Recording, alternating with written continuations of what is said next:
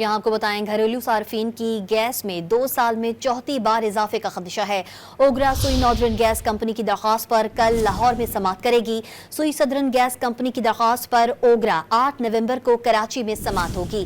مزید جانتے ہیں ڈان نیوز کے نمائندے طاہر شیرانی سے۔ جی طاہر شیرانی، بتائیے گا۔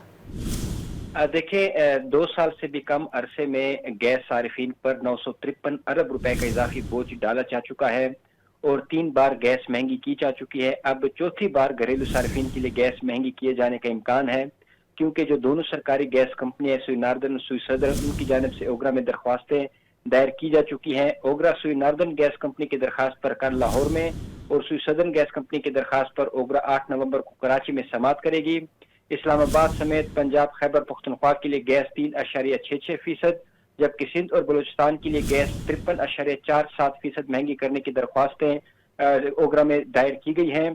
سوئی ناردرن کی اوسط قیمت میں 64.16 روپے فی ایم ایم بی ٹی اضافے کی تجویز ہے، جبکہ سوئی ناردرن کی گیس کی اوسط قیمت 1810 روپے مقرر کرنے کی تجویز دی گئی ہے، جبکہ سوئی صدرن کی جانب سے 669 روپے فی ایم ایم بی ٹی اضافے کی درخواست کی گئی ہے، جس کے بعد نئی اوسط گیس قیمت 1920 روپے فی ایم ایم بی ٹی مقرر کرنے کی درخواست کی گئی ہے۔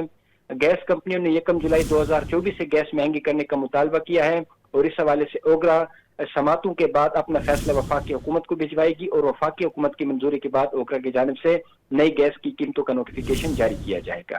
اپڈیٹ کرے تھے طاہر شیرانی، بہت شکریہ آپ کا۔